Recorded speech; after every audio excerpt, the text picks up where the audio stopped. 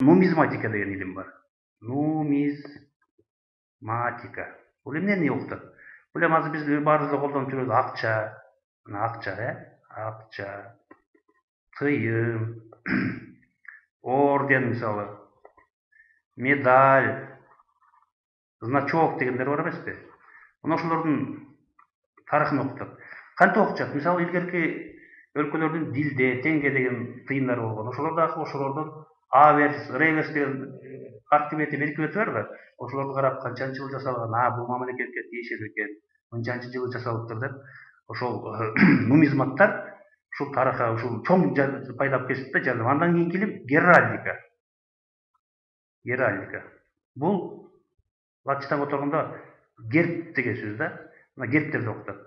Мисалы азыр Кыргызстандын гербин алсак, сөзсүз түрдө биз Кыргызстандын гербин алсак, Кыргызстандын гербинде көл турат, ак шуңкар турат. Бул ар бир нерсени билгизет да, чынбы? Ошондуктан байыркы мамлекеттердин дагы гербтеринде дагы бир нерселер тартылган. Мына ошол герб аркылуу дагы биз ушул геральдиктер бизге тарыхы менен чоң жардам берет экен. Андан кийинки илим дагы сфрагистика деген кызыктуу илим бар. Сфрагистика.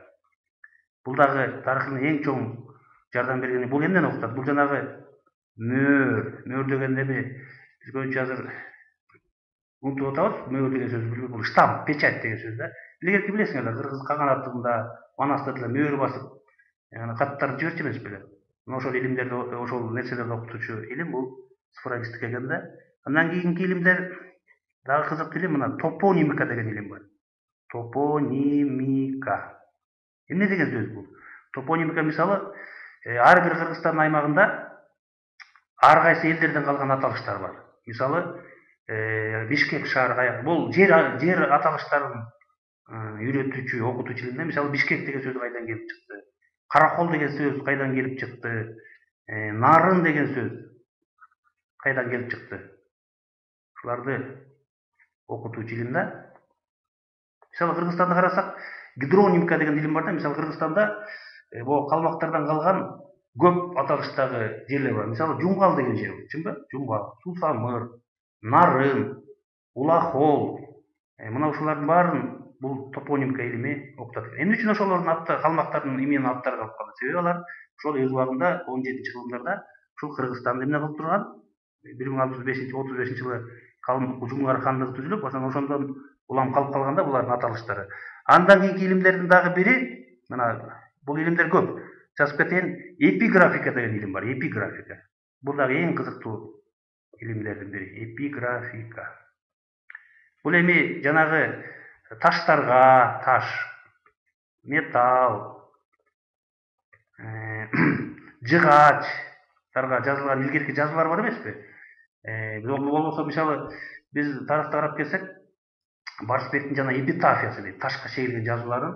Бул эпиграфия кыскачалап айтканда ошол таштагы, металлдагы, жыгачтардагы байыркы жазууларды окутуучу илим да, окутуучу илим. Мына биз Кыргызстан аймагында мындай таштагы то есть таштагы жазуулар, металлдагы жазуулар көп кездешкен, таласта, ысыккөндөр.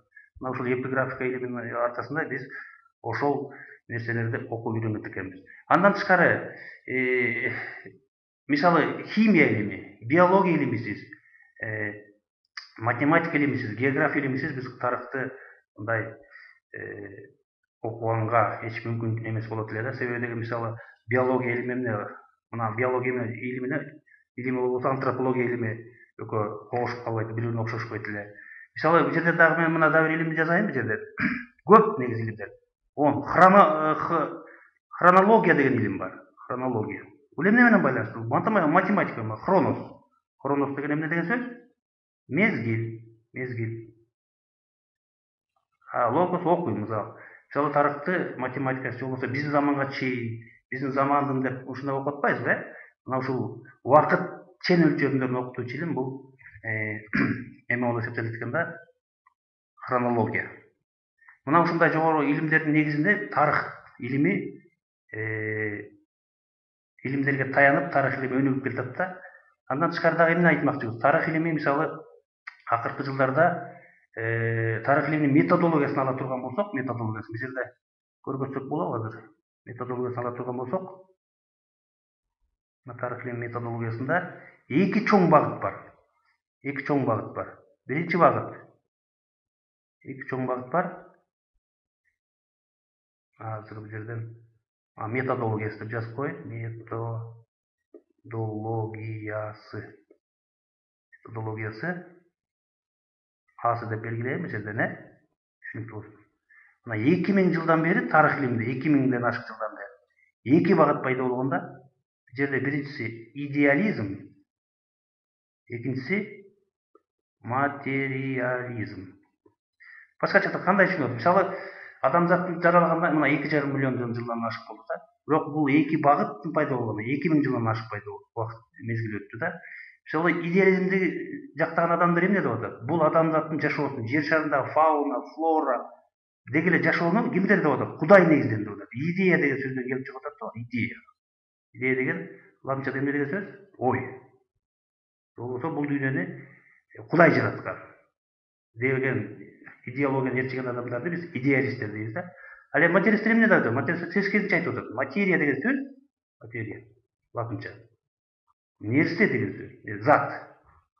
Кыскача айтканда жанагы булар Чарльз Дарвинди билесиңер, англича биолог, ошонун жанагы теориясына негизделип, башкача айтканда адам ошол эволюциялык жол менен мындай тепкичтеүүнүн натыйжасында жанагы биринчи амеба, туфелкелер пайда болуп, анан жан жаныбар пайда болуп, анан маймыл пайда болгон, маймылдын негизинде адам пайда болду деген мындай ойду булар айтышат да.